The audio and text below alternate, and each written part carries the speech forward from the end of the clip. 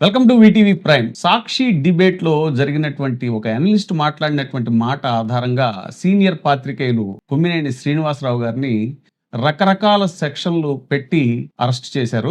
ఆ సెక్షన్లని చాలా వివరంగా శ్రీ విజయబాబు గారు ఆయనకి గత 2 రోజులుగా వైరల్ ఫీవర్ తో ఆయన బాధపడుతున్నా కూడా నిన్న సాక్షి టీవీ వారు లైవ్ కి రమ్మని విజ్ఞప్తి చేసిన మేరకు ఆయన వెళ్లి చాలా వివరంగా ఆయన మీద పెట్టిన కేసులు సెక్షన్ 79 స్త్రీలను కించపరిచే విధంగా మాట్లాడటం, అలాగే సెక్షన్ 196/1 మతం జాతి విద్వేషాలని మధ్య ఘర్షణ తెచ్చడం, అలాగే సెక్షన్ 353/2 ప్రజల మధ్య మత కుల ఘర్షణలు రేకెత్తించడం, సెక్షన్ 299 కల్పబుల్ హోమిసైడ్, అలాగే సెక్షన్ బిఎన్ఎస్ సెక్షన్ 2023లో 356/2 డెఫమేషన్ పరువు నష్టం, అది 2 ఏళ్లు జైలు వర్తిస్తుందని కూడా చెప్పారు. ఇంకా బిఎన్ఎస్ సెక్షన్ 61/1 కుట్ర, సమూహాల మధ్య ఘర్షణ చేయడానికి ఒక కుట్ర పన్నారు అనేటువంటిది. ఇక సెక్షన్ 67 ఇన్ఫర్మేషన్ టెక్నాలజీ చట్టం అబ్జెక్షనబుల్ కంటెంట్ ని ప్రసారం చేశారు అనేటువంటి ఆరోపణ కింద కేసు బుక్ చేశారు. ఇక మెయిన్ SC/ST యాక్ట్ దుర్వినియోగం చేస్తూ 1989 సెక్షన్ 3/1/U షెడ్యూల్ కులాలు, షెడ్యూల్ తెగల వాళ్ళని అవమానించినట్టుగా ఈ సెక్షన్లు అన్ని కూడా సార్ చాలా డీటెయిల్డ్ గా చెప్పారు. సో ఇప్పుడు అవి అసలు వర్తిస్తాయా లేదా ఆయనకి అనేటువంటి విషయాన్ని సమగ్రంగా విశ్లేషించడానికి మనతో ఉన్నారు senior journalist and jurist Vijaya Babu గారు. సార్, మీరు చాలా విపులంగా దాదాపుగా టీవీ డిబేట్స్ లో ఎవరు కూడా ఇంత డీటెయిల్డ్ గా ఈ సెక్షన్ల గురించి ఎవరు టచ్ చేయలేదు.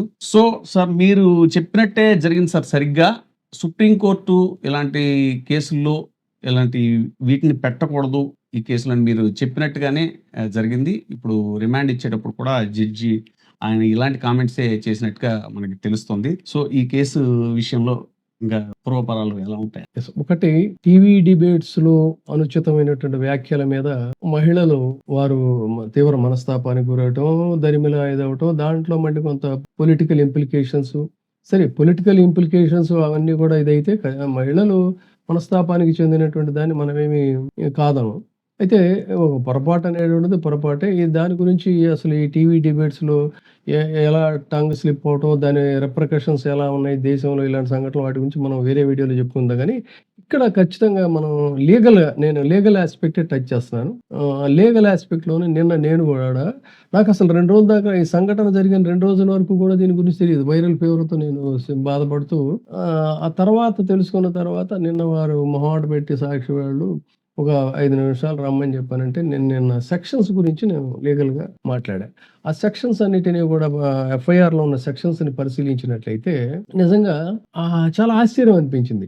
కాకపోతే అక్కడ అదే గౌరవ అత్యున్నత న్యాయస్థానం కూడా SC/ST యాక్ట్లను ఏ విధంగా దుర్వినియోగం చేస్తున్నారు, పొలిటికల్ మోటోతో, అల్టీరియర్ మోటోతో ఏ విధంగా ఇవన్నీ మిస్యూజ్ అవుతున్నాయి అనే దాని గురించి కూడా నేను నిన్న చెప్పాను. సరిగ్గా నిన్న షెడ్యూల్ కులాలు, షెడ్యూల్ తెగల దౌర్జన్యాల నిరోధక చట్టం SC/ST యాక్ట్ 1989లోని section 3 subsection 1 subsection U schedule కులాలకు సంబంధించిన వాళ్ళ మీద శత్రుత్వం, ద్వేషభావం, వాళ్ళని దురుద్దేశంతో వాళ్ళని ఇది చేయటం, ఇదంతా కూడా ఈ కేటగిరీకి మొత్తం సంబంధించిందంతా కూడా వివరిస్తూ, ఇది ఈ కొమ్మినేని శ్రీనివాసరావు గారి కేసుకు సంబంధించి ఇది అప్లికబుల్ కాదు. కానీ నాన్ బెయిలబుల్గా వాళ్ళని జైల్లో పెట్టాలి అని అనుకున్నప్పుడు ఏంటంటే ఇది అనివార్యం కాబట్టి అందుకని వీళ్ళు SC/ST యాక్ట్ అనేటువంటిది పెట్టారు అని చెప్పని కూడా నిన్న నేను చెప్పి, ఇది సరిగ్గా గనక గౌరవ ఆంధ్రప్రదేశ్ హైకోర్టు వారు, సుప్రీంకోర్టు వారు కూడా ఏమన్నారంటే లోవర్ కోర్టులు కొన్ని చాలా మెకానికల్గా, ఇదే టర్మ్ యూజ్ చేశారు, మెకానికల్గా రిమాండ్కి పంపించేస్తున్నారు ఆ రిపోర్ట్, అది FIR చదవకుండా అని అనడం. కానీ అక్కడ ఉన్నటువంటి ధర్మాసనం కనుక కరెక్ట్గా వ్యవహరించినట్టయితే ఇది ఎట్టి పరిస్థితుల్లో కూడా అట్రాక్ట్ అవ్వదని చెప్పాం. సరిగ్గా అదే విషయాన్ని చాలా విస్పష్టంగా అక్కడి ధర్మాసనం చెప్పడం అనేటువంటిది అభినందించదగినటువంటిది. నేను ఖచ్చితంగా ఆనరబుల్ న్యాయమూర్తి గారిని అయితే మనస్ఫూర్తిగా నేను అభినందిస్తున్నాను. జస్టిస్ ప్రివైల్డ్ అనేటువంటిది ఇక్కడ మనం చూడాలి. ఎందుకంటే మనకి సెక్షన్స్ అప్లికబులా కాదా, మన డ్యూటీ ఏంటి అనేటువంటిదే మనం చూసుకోవాలి గానీ, వేరే దృక్కోణం నుంచి మనం చూడకూడదు. ఇదే విషయాన్ని వారు గౌరవ న్యాయస్థానం కూడా అనడమే కాకుండా, ఒక డీఎస్పీ స్థాయి వ్యక్తి పెట్టాల్సినటువంటి వీటిల్ని మీరెందుకు పెట్టారని చెప్పంటూ వాళ్ళ సదరు పోలీస్ అధికారులకు కూడా మెమోలు ఇచ్చారు అన్నట్టుగా కూడా తెలిసింది. ఎందుకంటే అసలు నిన్న చెప్పాను నేను ఆల్రెడీ. మళ్ళీ ఒకసారి చాలా బ్రీఫ్‌గా చెప్తాను. సెక్షన్ 3 సబ్‌సెక్షన్ 1 సబ్‌సెక్షన్ యు అనేది ఎప్పుడు వర్తిస్తుంది అనంటే, ఎస్సీ, ఎస్టీ చట్టంలో ఈ చట్ట ప్రకారంగా ఏ వ్యక్తి అయినా సరే ప్రింటెడ్ గాని, ఎలక్ట్రానిక్ మీడియా ద్వారా గాని ఎస్సీ, ఎస్టీ వారిని ఉద్దేశపూర్వకంగా పబ్లిక్‌గా అవమానించాలని కనుక ప్రయత్నం చేస్తే అది ఈ సెక్షన్ అట్రాక్ట్ అవుతుంది. తర్వాత ఇక్కడే మళ్ళీ ఒక ప్రధానమైనటువంటి అంశం ఉంది. ఈ సెక్షన్ వర్తించాలంటే కొన్ని ఖచ్చితమైనటువంటి అంశాలు ఉన్నాయి. ఇక్కడ ఏంటంటే intent to humiliation, intent to వాళ్ళని హ్యూమిలియేట్ చేయాలనేటువంటి ఒక బలమైనటువంటి ఇంటెన్షన్ ఉండాలి.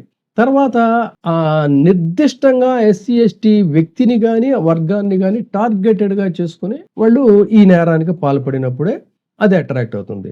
అది పబ్లిక్‌గా స్పష్టంగా దానికి కొన్ని ఎవిడెన్సెస్ కూడా ఉండాలి. సో డిబేట్‌లో ఇన్ పర్సన్ ఎవరిని వ్యక్తిగతంగా లక్ష్యం చేయకుండా మాట్లాడితే ఇది ఖచ్చితంగా అప్లికబుల్ కాదు అని చెప్పని నేను చెప్పా. టీవీ డిబేట్స్‌కి సంబంధించిన కామెంట్స్‌లో ఈ కేసు పెట్టచ్చా అంటే, ఒక పబ్లిక్ టీవీ డిబేట్‌లో ఒక జనరల్ కామెంట్ చేస్తే అది నిర్దిష్టంగా ఎస్సీ, ఎస్టీలని అవమానించాలనేటువంటి ఉద్దేశం లేనప్పుడు ఈ ఎస్సీ, ఎస్టీ చట్టం వర్తించదు అని చెప్పని నేను నిన్న చాలా కేటగారికల్‌గా చెప్పాను. ఎందుకంటే అక్కడ కంటెక్స్ట్, ఇంటెన్షన్, ఆ టార్గెట్ ఈ 3 కూడా ప్రధానమైనటువంటి లక్షణాలు. దీనికి సంబంధించి సుప్రీంకోర్టు వారు చేసినటువంటి వ్యాఖ్యానాన్ని కూడా నేను నిన్న మాట్లాడాను నేను. ఏది intent to humiliate a member of SC, ST caste is must. Mere utterance without intention and not in public view doesn't attract the offence అనేది నేను చాలా స్పష్టంగా క్లియర్ గా చెప్పాను.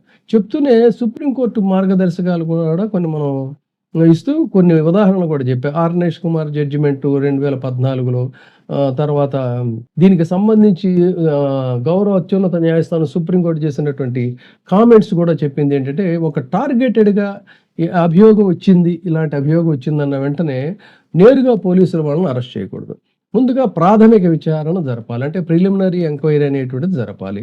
అది కూడా సీనియర్ సిటిజన్స్ విషయంలో అరెస్ట్ చేసేటప్పుడు ఏంటంటే, ఆ నేరాన్ని క్లియర్‌గా పరిశీలన చేసి తర్వాతే కొన్ని ఆధారాలు సంపాదించిన తర్వాత మాత్రమే చేయాలి అని చెప్పన్నారు. దీని మీద సుప్రీంకోర్టు సూచనలకి సంబంధించిన రెఫరెన్స్ కేసు కూడా మనం చెప్పాము. ఏంటంటే, doctor Subhash Mahajan versus state of Maharashtra. SC, ST చట్టం ఆధారంగా తక్షణ అరెస్టులు అవసరం లేదు. సంబంధిత అధికారులు ఆ అభియోగం నిజమా కాదా అని చెప్పని విచారించాలి. ఇది ఆ కేసుకు సంబంధించినటువంటి రెఫరెన్స్. తర్వాత ఇంకొకటి ఏంటి, అది చాలా స్పష్టత ఉండాలి ఆ కేసులో. Unless intent is proven you should not arrest them. ఇది కూడా చెప్పారు. సో ప్రిలిమినరీ ఎంక్వైరీ ఇవన్నీ కూడా అయిన తర్వాత మాత్రమే చేయాలి. అంతే తప్ప ఏదో పాసింగ్ రిమార్క్ కిందో దీని గురించో అన్నట్లయితే అది దీనికి తీసుకొచ్చి పెట్టడం అనేటువంటిది కరెక్ట్ కాదనేదే మనం చెప్పాము. చాలా క్లియర్‌గా ఇక్కడ మనకి వీడియోలో చాలా లెంగ్త్ అవుతుంది కానీ ఈ కేసులు కూడా చాలా ఉన్నాయి, రెఫరెన్స్ కేసులు. అంతేకాకుండా ఇంకా ఆ కేసుకు సంబంధించిన ఇతరత్ర విషయాలు వద్దు. మనం దీనికి మాత్రమే కన్ఫైన్ అయినట్లయితే, Romesh Thapar versus state of Madras కేసుని నేను నిన్న ఉటంకించాను. Sakal paper versus union of India కేసుకు సంబంధించి ఉటంకించాను. Express news papers versus union of India గురించి చెప్పాను. అంటే ఇవన్నీ ఏంటి, ఫ్రీడమ్ ఆఫ్ ఎక్స్‌ప్రెషన్‌లో దానికి ఉన్న లిమిటేషన్స్ ఏంటి, తర్వాత దాని మీద ఇంప్లికేషన్స్ ఏంటి, ఇవన్నీ కూడా. ఏది ఏమైనా కూడా ఒక దురదృష్టకర సంఘటన జరిగింది. జరిగిన దాని మీద వాళ్ళు క్షమాపణలు చెప్పారు. క్షమాపణలు చెప్పినప్పుడు ప్రభుత్వాల యొక్క బాధ్యత ఏంటంటే, దాన్ని మరింత ప్రెసిపిటేట్ చేయకుండా, ఓకే మీరు తప్పు చేశారనుకున్నటువంటి వాళ్ళ మీద కేసులు పెట్టండి, అరెస్టులు చేయండి. అది న్యాయస్థానం తర్వాత అంతిమ నిర్ణయం న్యాయస్థానానికి వదిలేయాలి. కానీ చట్టాన్ని మీరే చేతుల్లోకి తీసుకొని ప్రొవోకేట్ చేసినట్టయితే అది గుడ్ గవర్నెన్స్ అని అనిపించుకోదు. అది బాధ్యత కాదు, ప్రభుత్వ బాధ్యత అది కాదు. సో అదే మనం ఈ విషయంలో చెప్పాను తప్ప మనోభావాలు దెబ్బతిన్నటువంటి వాళ్ళని మనం వ్యతిరేకించడం కానీ, లేకపోతే ఆ మనోభావాలు దెబ్బతీసేటువంటి వాళ్ళని మనం సమర్థిస్తున్నాం అని కాదు. We are confined to the law. అందుకని జ్యుడిషియరీ అనేటువంటిది ఎప్పుడు కూడా ఇంపార్టెంట్. ఆ ఫ్రేమ్లోనే మనం ఎవరైనా కూడా పని చేయాలి.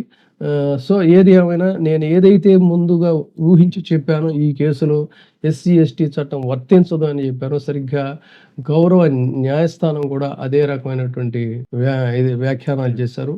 సో వారిని అభినందిస్తూ భవిష్యత్తులో ఇటువంటి దురదృష్టకర సంఘటనలు జరగకూడదని కూడా చేస్తూ, మనోభావాలు దెబ్బతిన్నటువంటి మహిళామణులు కూడా ఒక పెద్ద మనసు చేసుకొని ఈ విషయాన్ని ఇక్కడితో దీనికి ఎండ్ కార్డ్ పడేసినట్టయితే కొంత సమాజంలో ఒక శాంతి నెలకొల్పడానికి కూడా, ఎందుకంటే మహిళలే కదా అన్నిటికీ కూడా క్షమాగుణంలో కూడా క్షమయా ధరిత్రి అని చెప్పని అంటాం మనం. సో అటువంటి క్షమయా ధరిత్రి అని చెప్పని మీరు ఒక క్షమాగుణంతో దీన్ని రాజకీయ చట్రంలో మీరు ఇరుక్కోకుండా మీ యొక్క దీన్ని మీరు వెల్లడించారు. దేర్ ఎట్స్ ది మ్యాటర్ అని చెప్పని నేను భావిస్తూ, సార్ ఇలాంటి సంఘటనలు కూడా టంగ్ స్లిప్ అవడం వల్ల ఎలాంటి ఉపద్రవాలు వస్తాయో, ఇది కత్తి మీద సామిది. దీని గురించి మళ్ళీ మనం వేరే వీడియోలో చూద్దాం. ముందు ముందు పరిణామాలు ఎలా ఉంటాయో ఆసక్తికరమైనటువంటి చర్చలకు చూస్తూనే ఉండండి. వీటీవీ ప్రైమ్ షేర్ చేయండి, లైక్ చేయండి, సబ్స్క్రైబ్. Thank you.